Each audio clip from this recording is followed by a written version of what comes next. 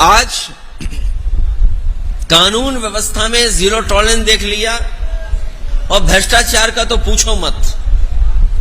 पहले तो अधिकारी 2000 रुपए मांग लेते थे, इस सरकार ने 2000 रुपए बंद कर दिए। अब वो 500 के रुपए ज्यादा मांग रहे हैं। कोई तहसील थाना नहीं बचा है जहां पर भ्रष्टाचार न बढ़ गया हो। जो सरकार ये कहती हो पहले दिन से कि हम गड्ढा मुक्त करेंगे सड़क, बताओ कौन सी सड़क है जिसमें गड्ढे नहीं हैं? और आज तक मैं तो पत्रकार साथियों से कहूंगा कि आप रिकॉर्ड निकलवाइए कि इस सरकार ने पिछली सरकार में और इस सरकार में गड्ढा और मेंटेनेंस के नाम पर कितने हजार करोड़ रुपए निकाले जो बर्बाद हो गए हैं। और करप्शन किस स्तर पे, इसकी आप कल्पना नहीं कर सकते हैं। करप्शन हर स्तर पर है। यहां तो एक इंजीनियरिंग कॉलेज बन रहा था, मुझे बहुत पुराना याद है, केवल विधायक जी ने हिलाया था, वो बिल्डिंग गिर गई। सोचिए आप, ये तो एक है, न जाने कितने उदाहरण होंगे। और हमारे मुख्यमंत्री जी कह रहे हैं पूरा उत्तर प्रदेश ओडीएफ हो गया। ओडीएफ का मतलब है कि सुबह सुबह कोई भी आम आदमी खेत में डब्बा लेकर के नहीं जा रहा है। प्रतापगढ़ के लोगों, अगर यूपी ओडीएफ हुआ है तो आप भी ओडीएफ में शामिल होंगे।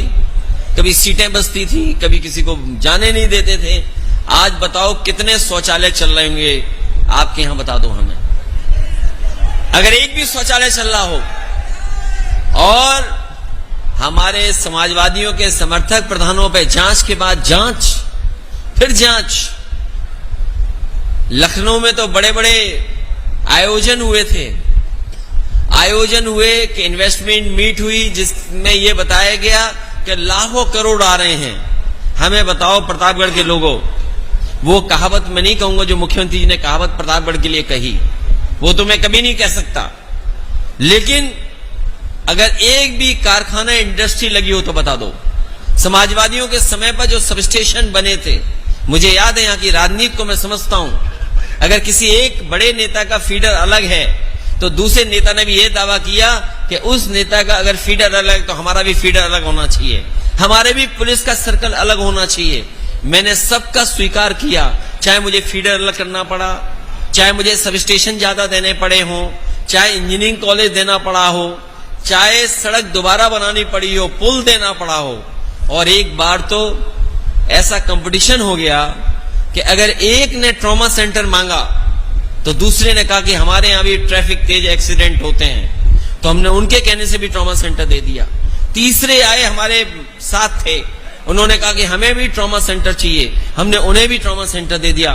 बताओ आप लोग यहाँ के जिम्मेदार पत्रकार साथी हैं, जो ट्रॉमा सेंटर समाजवादियों ने दिए थे, क्या एक भी ट्रॉमा सेंटर चल रहा है जहां पर गरीब का इलाज हो पा रहा हो? एक भी चल रहा हो तो बता दो। और ये जो जितने जिला अस्पताल हैं या पीएससी सीएससी हैं, गरीब इलाज कराने नहीं जा सकता है।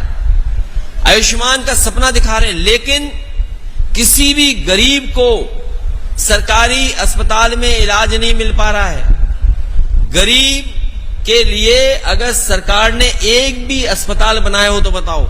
समाजवादियों ने तो एम्बुलेंस दी गांव में मदद के लिए, ये वही एम्बुलेंस है जो समाजवादियों ने शुरू की थी। ये जो पुलिस को गाड़ियां आपको दिखाई दे रही हैं जो 100 की 112 हो गई, ये भी समाजवादियों की देन है।